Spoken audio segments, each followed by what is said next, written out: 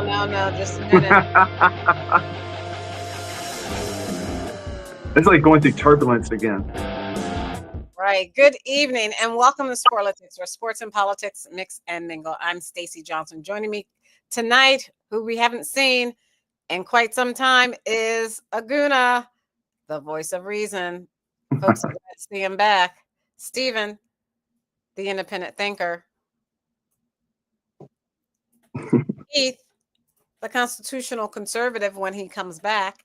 And last but not least, with some special flowers behind him, my cousin Todd. Nice. We've got a packed show for you tonight. Unfortunately, more than 100 people have lost their lives in the Texas floods.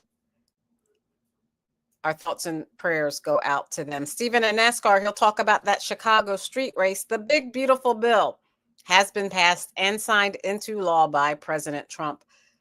Russian President Putin rebuffs Trump's call and vows to press on with the Ukraine war. Security experts warn recent U.S. weapons pause could embolden Kremlin's war ambitions. Tennis and Todd, as he talks about Wimbledon 2025. Elon Musk launches his political party called America Party. Right after President Trump signs into law the big, beautiful bill, the Tesla mogul's new political movement came right after the signature. A Texas police officer was shot near the ICE detention center as Trump officials promise zero tolerance. Today, the Supreme Court backs Trump's effort to dramatically reshape federal government for now, as the Senate is set to hear or make a vote on President Trump's nominee for the Centers for Disease Control. That and more, if we can fit it in. First up, okay, Stephen. First up, NASCAR with Stephen. Stephen, I know you want to talk about Chicago. After you do, I will bring the video up. That's great. It's Chicago road course, an actual real road course where they're actually on the streets. They set up barriers. It takes like 80 semis to bring all these barriers in, at least 80.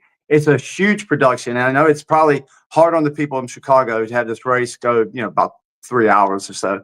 And it's hard on, but it is beautiful to watch. The skyline is awesome. You can see all a lot of Chicago right in the city. It's really awesome. And the racing is awesome. The racing is unbelievable. Sometimes they're in little corridors where you can only get a 3-car wide. And there's little spots where you turn a corner and the spotters can't see the drivers. There was a guy that wrecked. There's a few other guys that just crashed into it. It's just like being on the highway or whatever. It was a great, great race. And I'm sorry we weren't here last week, because I would have told you Shane Van Gisbergen is a phenom on road courses. And he had just won the Saturday race, the Xfinity race. And he's won Chicago before. It was his first race he won. He's amazing here. He does stuff with the car. He whips the car around like I've never seen anybody do on a road course.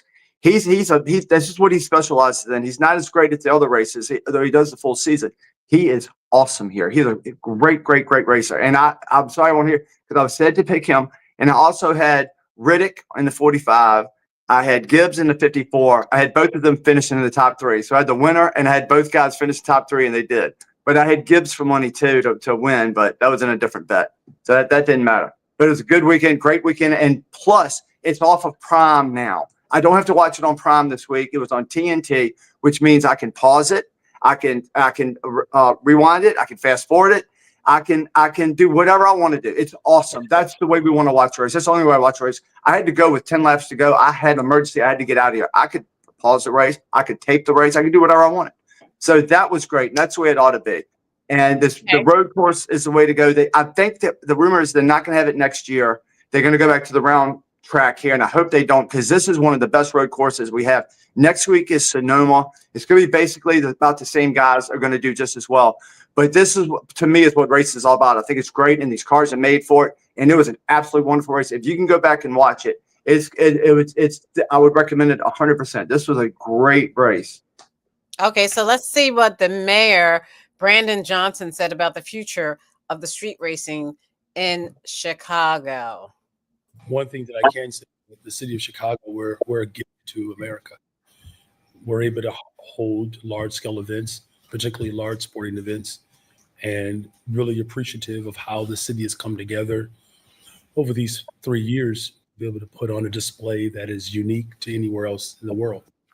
Well, this past weekend was the third and final race contract between NASCAR and the city. NASCAR has 90 days now to request a contract extension with the Chicago Park District. We'll keep you posted. Oh, Stacy, can I say one more thing about the race real quick? At the end, there was 2 laps left. I forgot, I left this part out. Cody Ware, the number 35, crashes his car.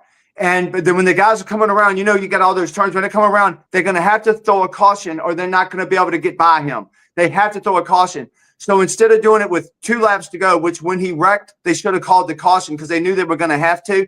They didn't. If you stop it then you have to restart. And that gives the other guys a chance to win. But once you get past the white flag, once you get to the 1 lap left, no laps left. That's what he did. After the white flag, there's no laps left. Go ahead into the checker flag. The race is over. It took all the drama out of it. And usually NASCAR doesn't want to do this, but I'm calling shenanigans on that. And that's the only thing that was negative about this race was they should have called the caution so they could have restarted the race. And that's the way they're supposed to do it. They didn't do it. And that's a pretty big controversy. And I think they fixed it for the next race. They made a new rule out of it saying you can't do that. It looks really suspicious. A lot of people upset that maybe they wanted SVG, what they call him, Shane Van Gisbergen, that maybe they wanted him to win. I don't know, because just really quick, he was plus 200, which means you don't make a lot of money if you bet on him. The next guy was like plus 850. The next guy was like plus 950. But you see the disparaging between all of them. Shane, if he wins, you're not going to win that much money. If you put money on the other ones, you're going to make a lot more money. It looks funky. Everything comes down to gambling sometimes, but that's why it looks funny. They can't do that anymore. If you got a caution that you're going to call anyway, don't wait till it's too late to call the caution and the race is over. That's all I'm saying. And that's the side I'm on. There's people on the other side, and there's other ways to look at it, but it looks kind of funky to me, just a little bit. Okay. But it keeps it exciting. All right. So let me share this screen, which I find very interesting. They've got going on with NASCAR, the street race. They're calling it Electric Vehicle Showcase. A high-speed, all-electric Challenger has entered the race. No engine in this car. It is 3 electric motors in it and 1,360 horsepower. That's an impressive machine. NASCAR, along with electrical engineering company ABB, Chevrolet, and Ford, unveiling a first-of-its-kind electric vehicle showcase to fans at the Chicago street race. The 3 supercharged prototypes taking on the track: a Ford Mustang Mach-E NASCAR EV, an ABB NASCAR EV, and a Chevy Blazer EVR NASCAR prototype. ABB's Chris Shigas says the company's working closely with NASCAR to look at energy-efficient solutions. We're looking at NASCAR tracks across the nation and see how can we help them run more sustainably and energy efficient. It felt pretty much like a normal race car with the weight and everything for the most part. We caught up with NASCAR driver Raja Karuth, who spent time behind the wheel of the Chevy Blazer EVR. Karuth says the EV is handled just a bit differently than the traditional gas-powered race cars, but when it comes to the acceleration, it's literally like Mario Kart, getting the star, the bullet boost, or putting a rocket on top of the wing. That's pretty much how I describe it. The screech of these high-powered EVs reverberates throughout the park, taking on tight turns and open straightaways, with the picturesque Chicago skyline setting the stage. I even had the chance to wave the checkered flag at the end of the run, something I never knew I needed to do until now. This is 2 years in the process, just from getting the car out on the track for the first time to where we are today. NASCAR engineer CJ Tobin says he's pumped about the future of racing technology. We're excited about the technology. We want to see what we can do as an organization with a different powertrain. We want to be in the driver's seat, knowing where we're going, not in the passenger seat, looking back and being like, oh, okay, where are we now? All right. That's pretty interesting, Stephen. It is. It's very interesting. They have electric, a Formula One cars or whatever. They have electric something like that. But I would watch it. I'd be interested in it. They get it right. The only thing I'd be concerned about is a terrible accident with all the batteries in the car, and if it catch on fire and they flip over.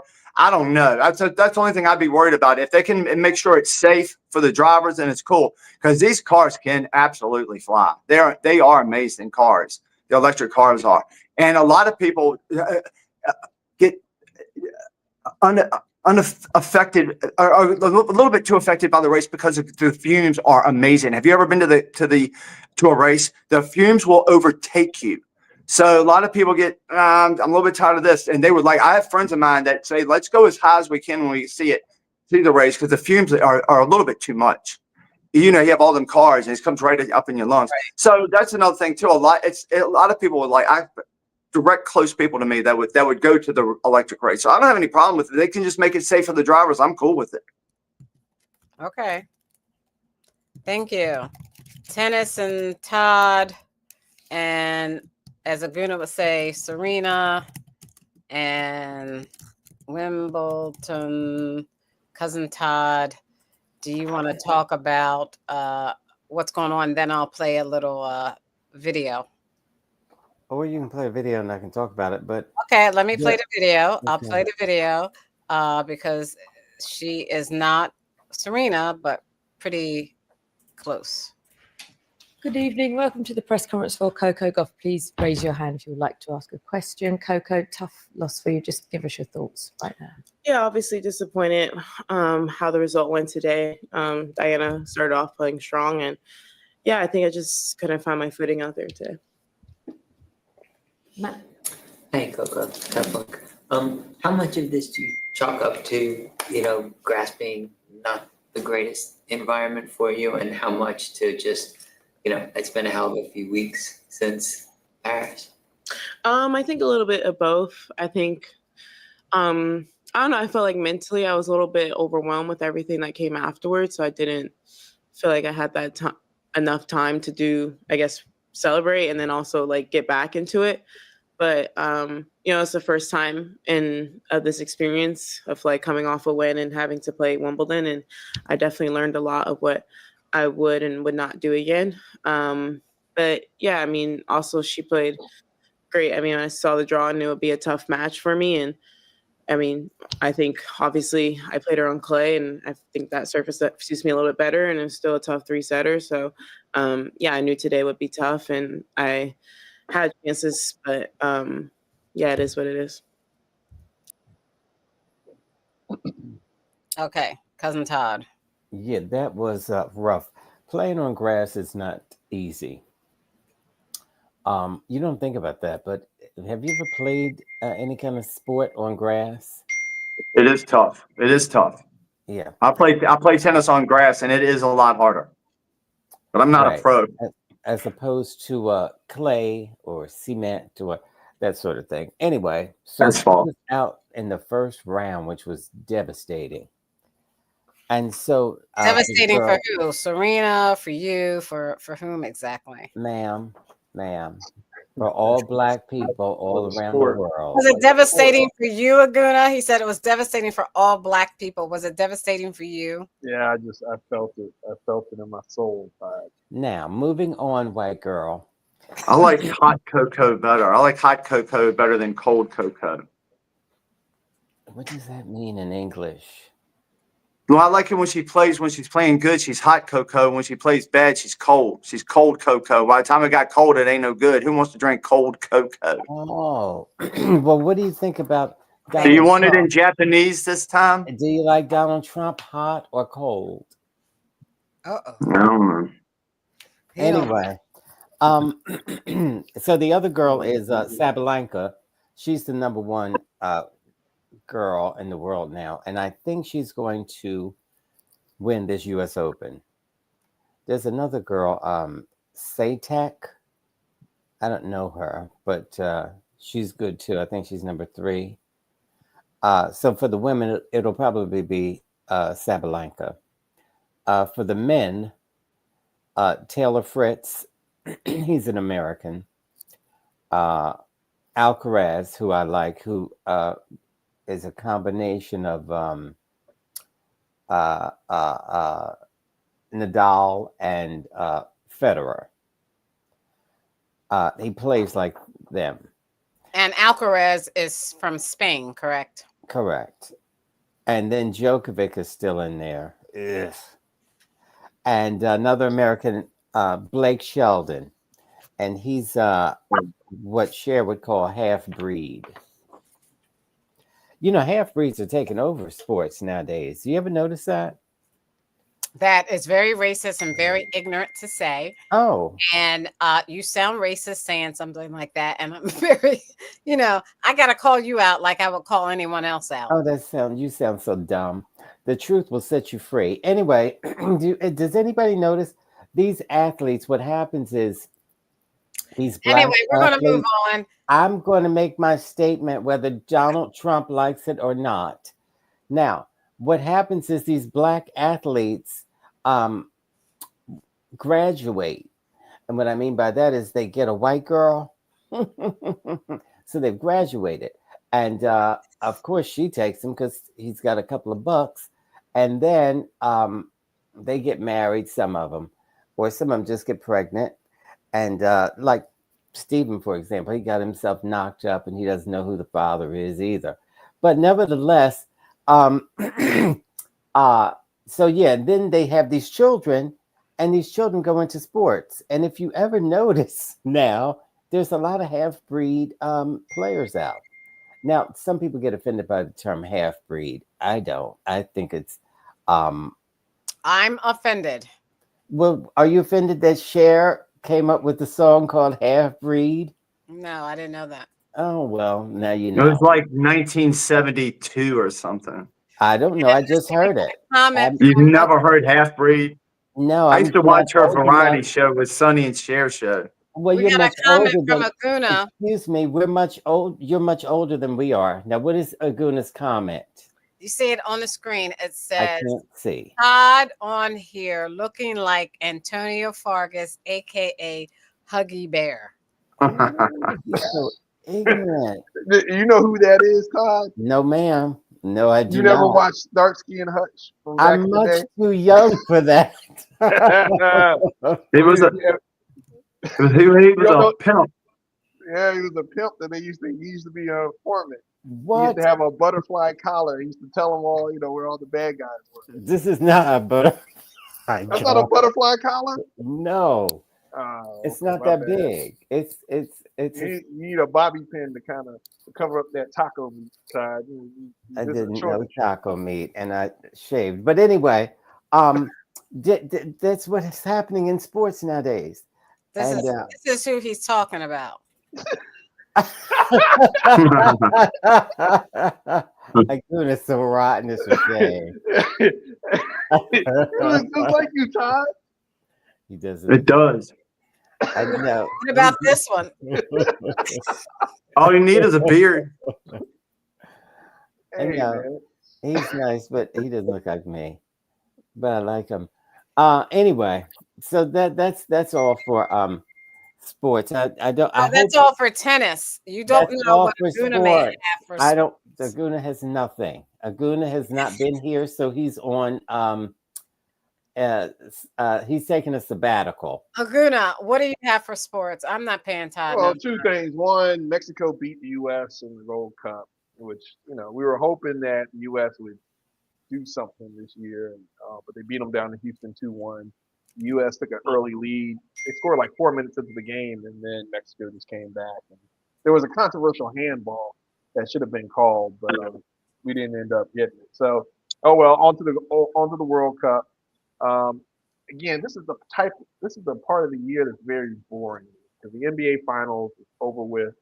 It's not even past the home run derby of the MLB All Stars, so we got nothing. We're waiting for training camp, so we got about a month before the first preseason game, and 60 days before the Eagles go off and start defending their title defense. So I'm looking forward to football and getting back in the swing of things. It's been a quiet off season, very quiet for the Eagles, which is a good thing. So we'll see what happens. We played Dallas the first game of the year, so I'll be ready for that.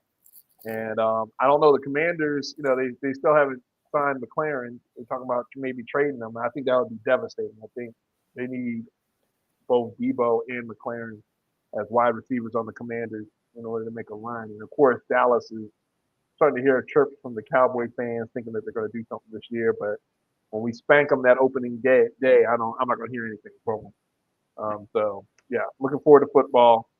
Hype on that. Go Birds.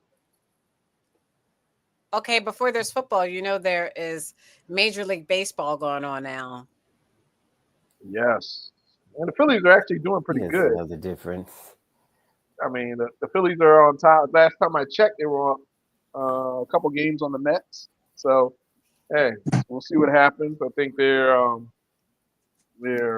I don't really follow baseball till after the All-Star break. Oh boy! So But it's too long of a season. I can clue you in on who they're playing because you obviously don't know. They're playing the Reds the last time I checked. But go ahead, Todd. No. The Miami Dolphins. They're not playing Miami Dolphins. Are you crazy? That's a hockey team, dummy. Anyway, the Phillies are playing the Devils, and they are losing. The Devils are winning. Devils always win. Not Okay, now that is it for sports. We'll stop sports right there. Thank you. And let me present my screen, and let's move on to this. Watch, we're taking a closer look at President Trump's so-called One Big Beautiful Bill Act, now signed into law. So we're asking who's going to win and who's going to come out losing. And who better to break it down than our senior CBS News analyst, Jill Schlesinger. No one better. Jill, great to see you. Good to be with you. All right. So walk us through the top lines here of what we should know. So the biggest part of this bill is the extension of the first Trump administration's tax reform. And those tax cuts from 2017 were set to expire at the end of this year. Those tax cuts are now all extended, but that's an expensive thing. So in order to pay for a big chunk of that, there are big cuts to Medicaid and the SNAP, or the former food stamp plan. And that's partially how the bill is paid for. To be clear, the bill is not paid for. It will add a bunch of money to the debt and deficit over time. But a bunch of money. The overarching That's piece. dumb. One of the intriguing ways in which more money is being spent is this notion of $1,000 kind of baby. What is it? If a baby is born over the next 3 years, they get $1,000 in an account, courtesy of the U.S. government, and then it grows. Yeah, so this is a twist on something that has been put into place in pilot programs in certain states called baby bonds. So we put some money into an account. They're calling them Trump accounts. And in this case, it's $1,000 per child who is born between 2025 through 2028. So if you're doing your family planning, now would be the time to figure this out. Now, the $1,000 goes into a low-cost index fund. The money grows until the kid gets to be age 18. At age 18, half of the money can be spent on maybe a first-time home, a certificate program, school. The other half can be taken out at age 25. Importantly, two important facts here. This is not a paid-for piece of the bill, meaning that it costs, $17, $18 billion. We're sort of coming out of thin air. The other part of it is if you are saving for education, it is actually better. I know you take the $1,000, but instead of putting more money into this, I would use a 529 plan because this does not have the good tax treatment that the 529 plan will have. A lot of CEOs coming out in favor, by the way, of those baby bonds. It's interesting to see who's raising their hand in support. Yeah. Shockingly, they come from investment management firms who would profit from those funds. But okay, just saying. To the CEO of Uber, also in favor of this. Yeah. But I want to know. Okay. We can talk about that. Let me share this screen, and then I'm going to have us talk about the big, beautiful bill.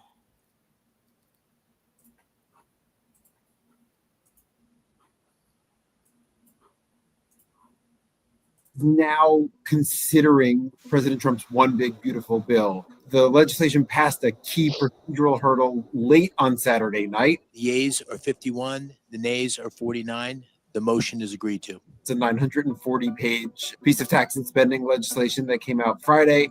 And now they're trying to go through this process of making some final changes, some final amendments. As the Senate Republicans are trying to figure this out, they're dealing with the splits in their own group over things like Medicaid, clean energy tax credits, deficits, and in some cases on taxes. This bill helps business owners. This bill helps taxpayers broadly. About 2% of taxpayers would get a tax increase if the tax cuts expire. So this extends those and adds some new tax cuts on top of it. If you really care a lot about border security and national defense, there's lots of money here that they're funding. The goals in this bill are a safer America, a stronger America, and a more prosperous America. In terms of who gets hurt, people who are on Medicaid, there's new Medicaid work requirements. There's going to be limits on some funding. There's people who are concerned about rural hospitals and their funding, nutrition assistance programs, what we call SNAP, that also has some cuts in here. And then obviously clean energy as well. Like if you're in the wind and solar energy industry or manufacturing components or those kinds of things, those industries are really taking a hit from this legislation. When the bill is at this slim a majority, everybody is a key vote. You've got moderates like Lisa Murkowski and Susan Collins who are concerned about the bill. You've got two Republicans, Rand Paul and Tom Tillis, who are opposed to the bill. That is an admission that they know they aren't controlling the deficit. They know that the ensuing years will add trillions more.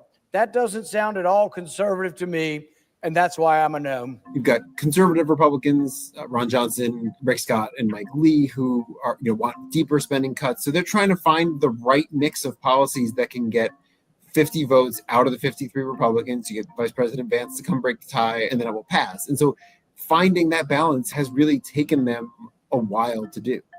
The bill has not actually been passed at this point. So this procedural vote was basically the question of, should the Senate debate this bill? Once they debate the bill, then the Senate will consider amendments. This is a chance for Democrats who oppose.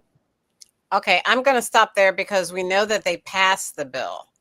But let's see what the governor, my governor, and the governor of the NFL World Champions for 2025 Eagles, what their governor had to say about this bill. And then we'll talk about it. Governor, the federal reconciliation bill is projected to really decimate rural hospitals and perhaps even nursing homes. Can you talk about what you see the Commonwealth being able to do to stave off just a decimation, further decimation? Let me make sure we level and everybody knows the effect of the law that the president just signed a couple days ago, that every single Republican member of the House, with the exception of Congressman Brian Fitzpatrick and our Republican U.S. Senator, voted for, knowing what they were voting for. 310,000 Pennsylvanians are going to be kicked off of Medicaid. 140,000 Pennsylvanians are about to lose their SNAP benefits. That's the food assistance benefits. And we have about 25 rural hospitals that are both working with an operating deficit, where about 50% or more of their revenues are coming from public payer, right? Coming from Medicaid. And so if you're already facing a deficit and your Medicaid is being slashed, we estimate that there's about 25 rural hospitals that are likely to shutter in the next few years because of this.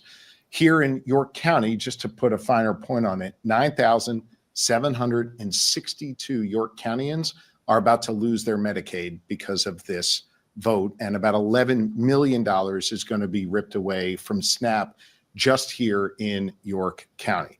So I want you to know what they voted for, okay?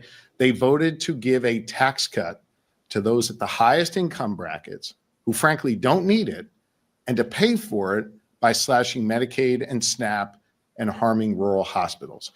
This isn't politics. This isn't hyperbole. They knew what they were voting for. They voted for it. It's now law in Pennsylvania. As to the second part of your question, let me be very clear. Pennsylvania can't backfill this. We don't have the money to do it. I warned these members of Congress that we couldn't do it. And so the cuts that are about to come are coming as a direct result of how your federal representatives voted here. We can't fix this for them. All right, let's stop there. So let me, I do want to, I'm going to stop sharing, and I want to ask specifically Stephen and Keith first. What are they working on to help those federal representatives, senators, and House of Representative members?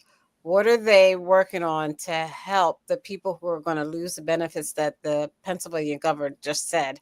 What are they going to give them to pick up the slack so they can have health care? What is who going to give to who? What is the federal government going to give to them? What is the state government going to give? What are you saying? What is the Wait, let me government? finish. I can answer it. The What federal. the House of Representative members, congressional Mhm. members that were Republican that voted for this bill because they're in the majority, and the senators from Pennsylvania who voted for this because the Republican senators in the United States are in the majority and they passed this bill. I see what you're saying. What It's a plan? pointed question. Okay. A pointed question. Wait. It's a little bit pointed. Stop. Just listen. Just said just in York County, 9,700 people will lose their Medicaid. Mhm. What do the Republicans have in place for these people to have health care once they lose their Medicaid? That's my question. I'm not sure, but what they're doing is they're cutting the fat. They're cutting the garbage. They're taking the people What off does of that this. mean? They're taking the people off this who don't belong on it. They be on from they're illegals in this country, or they don't physically fit the prerequisite. All of that. That's what happens. That's why that's what they're doing. Everything about this administration is trying to save the American taxpayer money. Why are we going to have all of this this theft of our money to go into people who don't deserve our money? Like, if you're illegal, you don't deserve to be on Medicaid or Medicare or anything. You don't deserve any of our benefits. You don't deserve nothing. This is for the American people. And if we don't do something about all of these projects, programs, things we have to help the American people, then it's not going to be there anymore for the American people. Okay, thank you. Stop right there. So I'm going to Thank play you. this again, and I'm going to ask the question again. Oh, sorry. Pennsylvania, aid and SNAP, and harming rural hospitals. So I want you to know what they voted for, okay? They voted to give a tax cut to those at the highest income brackets who frankly don't need it, and to pay for it by slashing Medicaid and SNAP and harming rural hospitals. This isn't politics. This isn't hyperbole. They were voting for it. They voted for it. It's now law in Pennsylvania. As to the second part of your question, let me be very clear. Pennsylvania can't backfill this. We don't have the money to do it. I warned these members of Congress that we couldn't do it. And so the cuts that are about to come are coming as a direct result of how your federal representatives voted here. We can't fix this for them. Okay, let me stop. It's funny, Stacey, that he says people that need tax cuts, they don't need tax cuts. He's determining that people don't need tax cuts. Who is he? The people that are working 50, 60, 70, 80 hours a week, they need tax cuts. You know what? I don't want to pay taxes at all. Aguna doesn't want to pay taxes. We're paying way too much in taxes, taking care of people who won't get off their fat butt or illegal butt and do things their own. There's nothing that the government needs to do for these people who don't do for themselves. So if you're lazy and you're not going to work, you're not going to sit there and collect all of my money. It's not happening anymore. This administration is not going to let it happen. And once y'all get that through your head, then you're going to be cool with everything, because this is everything they do is to save the pretty much Stop right middle there. America. Okay, thank you. Keith, are thank you you. available to answer? Keith? Okay, don't keep calling him. That's Okay. All right. Aguna. Yeah, so it's funny because the governor he says it's not politics, but then he talks political, right? So right. I mean, if he wants to do something about it, he can. He's just not going to, because what he'll have to do is at the state level raise taxes, generate revenue. He doesn't want to do that, right? So it's not. So here's the thing, and this is where most people. This goes to my fiscal conservative side. How can he raise taxes when food prices are through the roof? What are you talking about? He's talking about funding for Medicare. The state can generate revenue too. Medicaid. So the state, this is being funded at the federal level. They can fund it at the state level, and they can make At the end of the day, you can choose How? what state you can live in. They can Yeah, raise but taxes. They can figure out there's certain raise things they can do taxes. at the state level, right? Mhm. So, Yeah, that means everybody in Pennsylvania is going to pay more in taxes. well, that's the interesting part about all this. But basically, you're seeing a moving the government, shrinking of government, which is saying that the federal government is not going to levy tax to them, but the state level, the state government can if they choose to. So if they want to save these hospitals, technically they can fund it themselves and try to come up with ways at the state level, which would actually empower the people in Pennsylvania to make more strategic decisions about. So you're localizing government now versus having the federal government and be the arbitrator of everything. If you think States about don't it, have enough money to do that. why is that? What do you mean, why? Why States, is that? So because see, just because because they're one used to the state, federal government.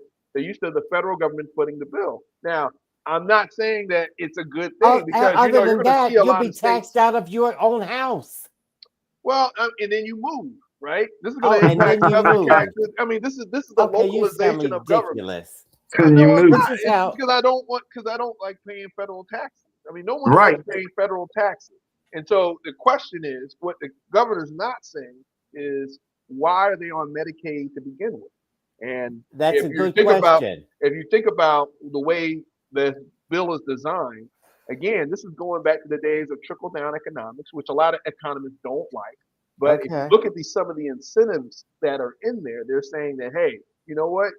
You're creating these Trump accounts, which are kind of incentivizing people to invest in the market. They're trying to incentivize people to to buy based on the government to inject all this money in the market and not rely on the federal government, but incentivize. It's almost a way of incentivizing prosperity. I Will it don't work? understand what you're saying. You said, why are people on Medicare to begin with? That's what Yeah, I'm still grappling that's with. the one. That's the one. Medicaid. I said that. You Let just said him All right, answer. I Oh did. my God, let him You're answer. slow, Ty. I've already jumped to another point. But yeah, you need to ask why are they on Medicaid to begin with? Is it because Because they're ill. You can ask Stephen. Because they're well, ill. They can't But work. They're sick. there are people that are on it that don't belong on it. We're not They, talking they about those people. We're talking about people but who are going to suffer who need it. well, people so that are going to there's suffer that need it provisions and not at going the to be state kicked off. level. Then you can have provisions at the state level to accommodate that, right? So it's more localized. The idea is that hey, we're taking the federal government out and forcing the state to take responsibility for that. And Just so like abortion. Okay, just shut up. so if I'm in Virginia, I would, as a Virginian, I'm gonna be more involved with my local politics to determine what that Oh my funding is gonna look God. like. I'm gonna Yeah. determine what the tax level. Maybe they put a sales tax in place. Maybe they tax a lot of these data centers that are going up every year, Okay. right? All So right. there's ways that you're localizing the government. I'm not saying it's a great idea, but it could possibly work. It And can. by the way, Right. and this is where it gets very interesting because remember, I came on this show and I was always against tariffs. I don't think tariffs are a good idea. But if Trump is saying, hey, by the way, I'm gonna pull back all this, I'm gonna streamline the tax code, I'm gonna drop your taxes. He's not streamlining the I'm gonna tax pay code. Finish. for it, I'm going to hear his point. and I'm gonna pay for it by tariffs, by using strategic tariffs to do that. That's not necessarily a bad idea. Okay, Right. well, he's not saying that. You just made that up. Crazy. No, he that's is. what he's saying. That's what didn't he's say saying. And he's you've been gonna watching with that's kind of what he's saying with all this, look, right? kind of. So Now he's no, okay. I'm not. Tell I'm me not. when They, it's my turn to speak. they don't tell him Stacey. that on The View. They don't tell him that on The View. Look. Sum it up, Aguna, please. I am the voice of reason on this show for a reason. You're not. You know, You're ridiculous. You I sound am very ridiculous. critical. I've been on here arguing up and down with Stephen when it comes to Trump and what he's doing and all this other stuff and how I think it's a bad idea.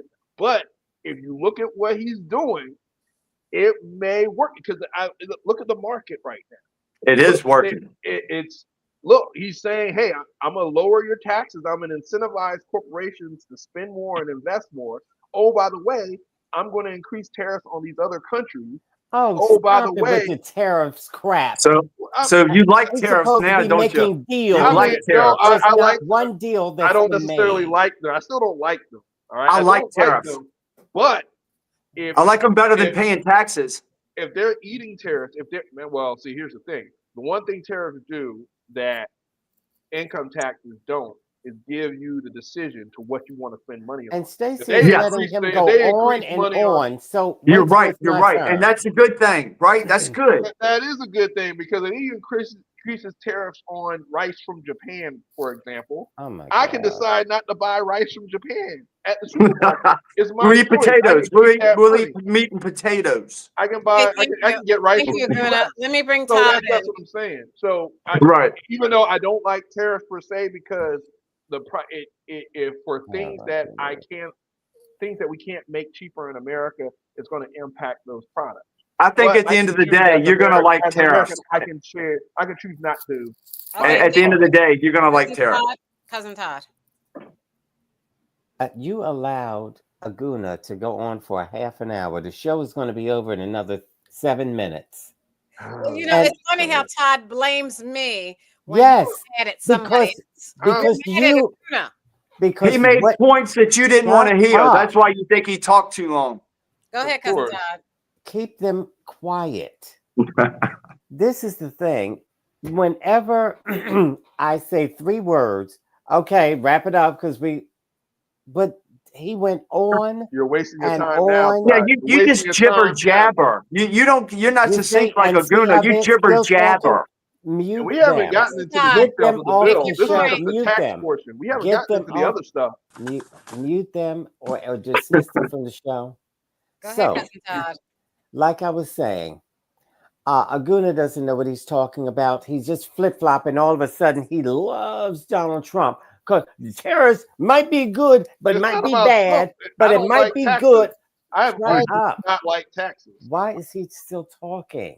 because it's not about Trump. If Trump's decreasing my Because you taxes, keep I bringing like up it. his name. Stop I bringing up his I name. can bring up anything I want. He's got to learn how to control himself, like he said about Stephen.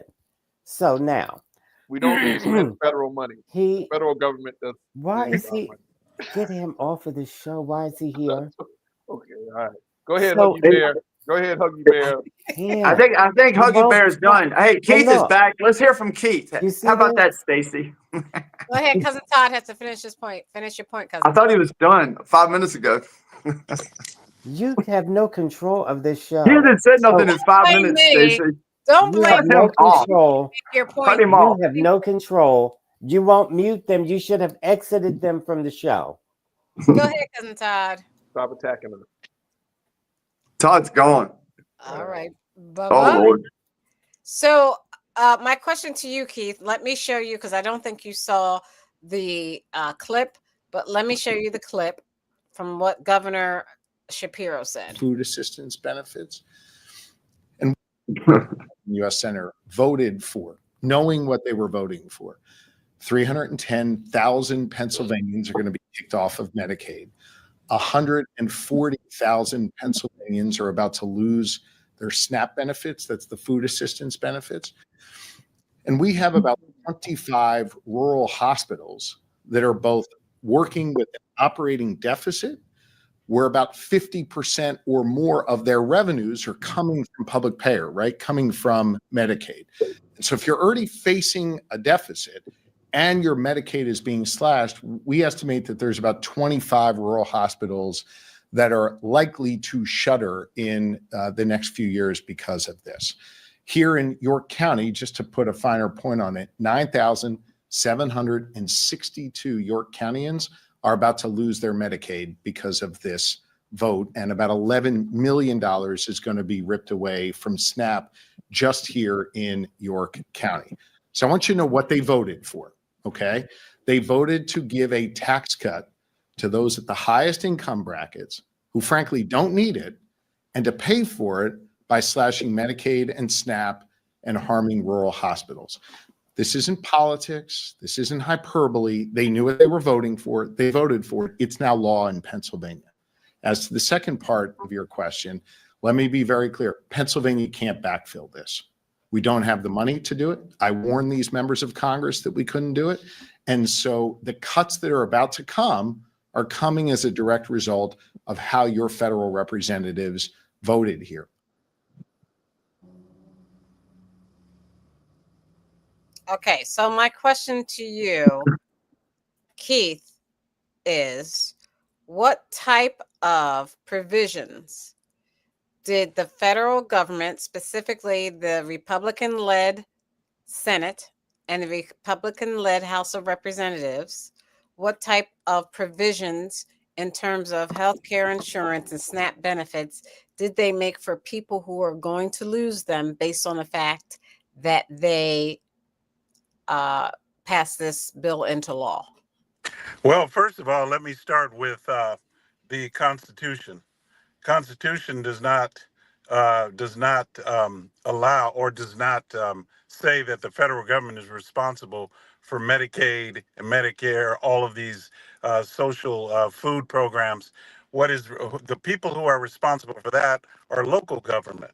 So local government is going to have to is going to have to watch its spending, like Pennsylvania. So I think that that's number one. Number two, the representatives of the House, I think that it's already been stated to some degree that the tariffs have caused $88 billion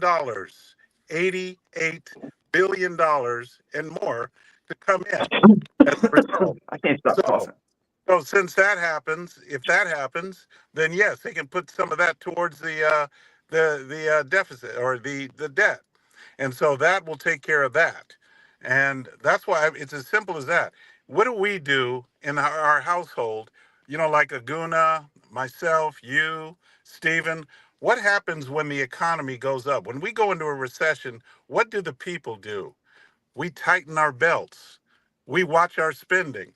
We look for cheaper deals. We look for coupons. I mean, why do we always have to make the adjustments? And the federal government is not responsible for local, social programs. So That let should me be ask done you by the this. states. Let me ask you this. Now, you are a man of God, right? Yes. Do you remember what the book of Micah it was about? Tell me. The book of Micah is the 6 of the 12 minor prophets of the Hebrew Bible, and it basically conveyed a message of judgment and hope. It warned about impending judgment upon Israel and Judah for treating their downtrodden, treating their poor really badly. So how is it treating the They poor? How is it treating the poor particularly bad? social injustice and idolatry. So God allowed the their enemies basically to come in and rule over them and take their things because they had treated their poor really badly. So my point to that, for you being a Christian man who knows the Bible pretty well, is that and you have a group of people that do things that do injustices to those that are struggling or that have less than those that are rich. Don't you like they possibly are doing when they cancel or stop their Medicaid and their SNAP food supplements and things like that, and they don't have, and there isn't anything, whether the federal government does it, whether the state government does it, the point is there's no provisions for these people to get the care they need. They're mistreating God's children, and when they do that, won't they be punished for it? Well, the leaders will be punished for not following the Constitution. And The that's who what will be God, punished for not following the Constitution? yeah, because the Constitution The is, who? I said the leaders, those who are sworn to God, those who have laid their hand on the Bible and said, I will uphold and protect the Constitution, will pay a price if they do not follow its laws. And that is what God holds them accountable to. See, because they will not do what the Constitution is saying that they ought to do. And see, that is the local Okay, government. thank you. Oh, yeah, You cut me answered off. that. I appreciate that. No, I mean, no, yeah. you answered it. I can't have you go on and The poor on. people are still being taken care of, Stacy. That's the point. They're still being taken care of. The people who are not deserving of these benefits should not get these benefits. That's all they're doing. They're cleaning up the rolls.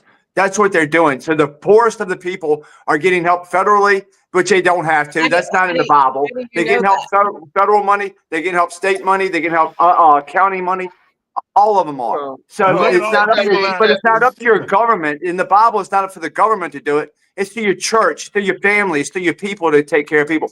But And we look at do all, take care of our people. But illegal people should not be on our rolls, and right. people who are able-bodied should not be on our rolls. That's what it's all about, Stacey. It's not And about look at trying all to the hurt people that are anybody. helped. It's not Okay, about trying to hurt the one more least of comment from these. Aguna, and I got to move on because we're out of time. Aguna. Well, time is going to tell. But what this does is it localizes decision making. To Keith's point, at the state government. I mean, the governor came on and said he said that we're not going to pay for it. So they're making a conscious decision of not doing it because they're not getting the federal dollars. Now, can they do it? They could probably figure out some ways to fund it. I mean, they can sell state bonds. They can sell state assets. They can privatize certain things. They can public partnerships with some of these local hospitals, which may end up happening. But again, part of this is why should people in Virginia subsidize Medicaid in Pennsylvania and other places? So what's going to happen is, again, a lot of these rural areas voted for Trump. So they knew what they were doing, all right? And so California pays a lot for Mississippi, right, when it comes to the federal dollars. So when the federal dollars goes away, it forces those state and local governments to make the cuts and to make those tough decisions at the state and local level. Now, they may raise taxes, which means you can move to another state where your taxes are low. It gives you as a consumer or resident the choice of where to live and what to do, and you're It's not closer that to the easy, state government. Aguna. It's not that easy, but that's where we're going. I'm not saying it's going to happen. I mean, again, this is what's happening because the government's getting out the way. They're streamlining the tax code. To Keith's point about tariffs, which I still do not like tariffs, but so far they haven't necessarily trickled down to the consumer yet in certain markets. But when they do, you can decide what to buy. Now, the one thing that we can't do, and I think it's a false narrative that part of it is, Keith mentioned, when we're in a recession as me and you and as a citizen, we cut back on spending. The government can't necessarily do that because there's a lot of things that the government does that aren't revenue generating, such as the military, such as some of the social programs like the interstate highway, all these things. There are things that the federal government does from an infrastructure standpoint. Who pays for highways? How do you pay for highways? That's part of that was part of the Defense Spending Act when they came up with the Eisenhower interstate system. But there's certain things like the fire department and certain things that aren't revenue generating that the federal government has to subsidize. So they can't necessarily cut like we can cut as individuals, but they can cut some of the bigger things, right? And they can push it down to the states to decide if they want to raise property taxes, if they want to. That's at the state and local level, right? Which is what's happening under the Trump administration. They're basically rolling back the powers of the federal government, and a lot of these hospitals that they're talking about are going to be privatized or incentive. I mean, you're going to have private companies come in there and take it over, and maybe they'll run them more efficiently and things like that. So this is what's going to happen inevitably is going to be there's going to be a wealth gap, right? And again, the governor is not saying why are these people on Medicaid to begin with, right? If they're because they're sick, there's probably a small portion of that population that's being subsidized that they could probably make provisions for. And then if there's incentive, like you're taking away tax on tips, you're doing a lot of things in that bill that ideally is going to grow that middle class. That's the idea. Let's see if that's going to happen. But part of it is trying to move people away from the federal government and move it on to the states if the states want to take it on. Otherwise, you're going to have to make some tough decisions to cut more. Okay, thank you. I'm going to move on to the ruling of the Supreme Court today. Watch this.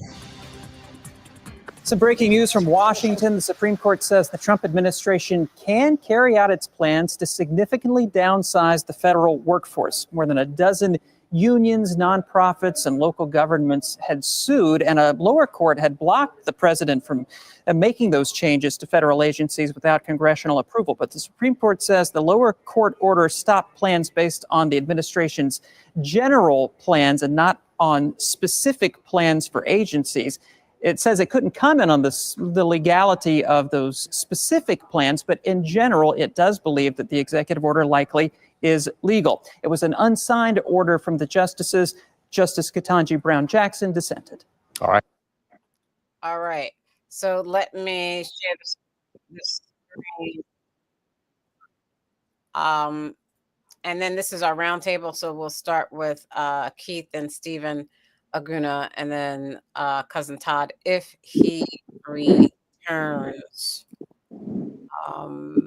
That time gonna run off the show.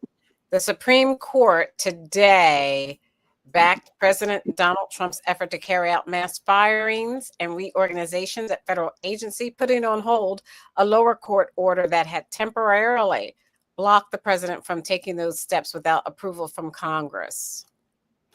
What does that mean for those people who will lose their jobs? Keith? I hope you can hear me. Can you hear me? You're going in and out. Oh man, I tell you, all right. Can't hear you. Thank you. We'll go with Stephen.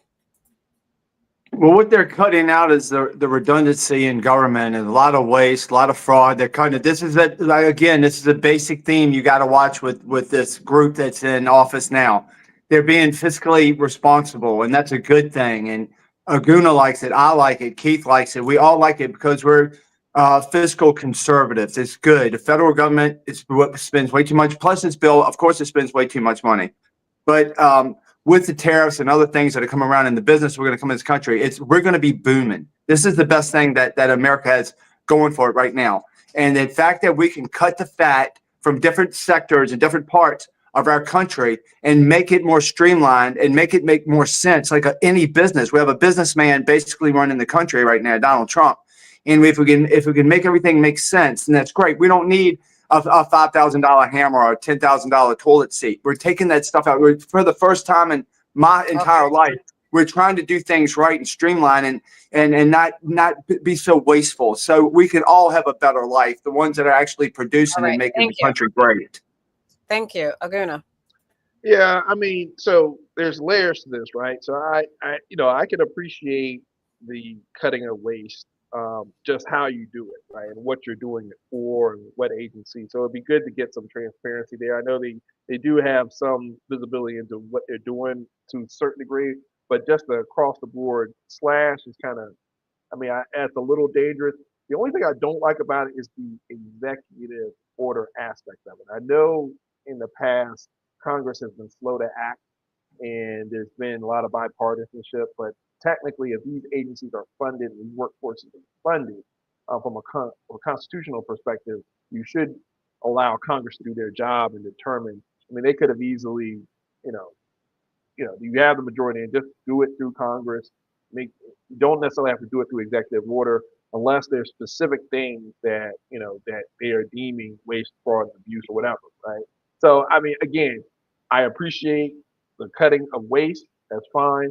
But I don't want it to be just the publicity stunt and just the across the board cut if we're just cutting agencies just because and not, really looking at the impact. And not all federal employees are like these lazy, not doing anything employees. No, we know that. Part of it is like, let's be. But at the same time, there are a lot of agencies that that are redundant and you can cut, and it's hard. And see, the problem is because Congress hasn't done its job for so long. Sometimes while you have the power and you have the power of the pen, you got it. I mean, from an administration point, I get why they're doing it because, there's going to be no other time that they're going to be able to do it, because at the same time, you don't know what's going to happen in the midterms. And, Congress is, again, slow to act. And now you have these lower court judges blocking things. So it's like it's like the executive office has to act in order to get things done for their agenda, whether you like their agenda or not. The one thing I can appreciate about this administration is they're getting things done. I mean, unfortunately, whether you like Trump or you don't like Trump, he's getting things done. He's got everybody in line. These people are moving. I mean, government is working. They're trying to work for you, or if there's. But I will say this in my roundtable. This is the last part of it. Here comes Todd back. I said that on purpose to bring Todd back. Before you make right, wrong, or anything you want to say about this administration, every American should go out and start their own business. I don't care what type of business it is. I don't care if it's a book writing, book binding. This bill, the bill that they just passed, it incentivizes entrepreneurship for every American. Every Yes, sir. American can Is he own still a job. talking? Yes, sir. Every Because American can long own does your he own get business. to go he's on speaking and the on? truth, So man. He's speaking the truth. Keep at on no talking, other Aguna. time, Take at us no out, other time Aguna. in this Take us out, country brother. is it good time to start your own business. You can write off. You buy a new car, you can write off the interest on your car. You can write if you're a small business, 20% of your earnings can be written off. So you make Yep. $100,000 as a small business, you're only getting taxed on 80. So it's like, Okay. and the We funny thing have about gone all this, over. the It's funny thing past about all 9 this, o'clock, so I all don't of have this time to kicks do a in. round table now. All of this So kicks in after the midterm. So it's like, Okay, go ahead, Cousin it's Todd. kind of a mad oh genius no to no. say, hey, if going into the Yeah. midterms, if you want all these things to stay permanent, you got to keep the Republicans in power. I mean, it's very strategic and smart if you ask me. But anyway, Okay, thank go you. ahead. Very Smart strategic. time. Very nice. No, it's after 9 o'clock. It's no way I'm going. It's after 9 You o'clock, What are you and going to you turn into allowed a him to pumpkin? go You going on to turn and into a on. pumpkin? I'm not staying here for this. This is just Well, beyond hey, stupid. hey, Todd, what do you think about, shoot, what do y'all think about, Nobody's what do y'all think yelling. about Nobody's Epstein? fighting. We're having a Hey, sensible conversation, and Ty just Aguna, what do you think about Epstein and that being closed now? that I don't know, man. I think that's a little I bit of cover know. up. I don't like it. I don't like it at all. And then, and Elon but don't like also it they're, either. So they're, excuse they're me, sending, Trump wait is a minute. sending Let me aid, close out. sending arms. Let me close out, and at the end, you guys can talk that. To our first responders in our communities, you make our lives livable. Thank you, thank you, thank you to the women and men of the U.S. military for all that you do and sacrificing your lives so that we are free to say whatever we choose on the show. We are forever indebted. On behalf of Aguna, the voice of reason, Stephen, the independent thinker, Keith, the constitutional conservative, and my cousin Todd, who looks like he left. Huggy bear, Huggy bear. I'm Stacey Johnson. This conversation going on X, Facebook, Twitch, Instagram. Check us out at sporlitics.com on TikTok and also at YouTube. Like and subscribe to our YouTube channel at Sporlitics. Great to have you back, Aguna. We'll see you next week. Good night. What is wrong with Ty? What is wrong with Ty? Ty I don't just got know. on here. I can't, I just can't. I don't know why. Oh my Die-hard God. Marxist. He's a I'm die-hard not. progressive. He's a die-hard progressive Marxist. He's going through menopause, I think. Oh, he's a Look. die-hard.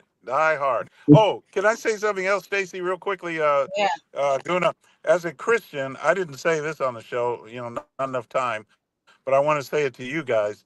As a Christian, God teaches us not to be dependent on government, period, even for our health. So I just wanted to point that out. Right on, Keith. He said Right on. we be dependent on God. He provides Yep. all our needs according to his riches and glory by Christ Jesus. And that's by Right faith. on. God wouldn't prefer you to steal from somebody to give to somebody else, and taxation is theft. Good night.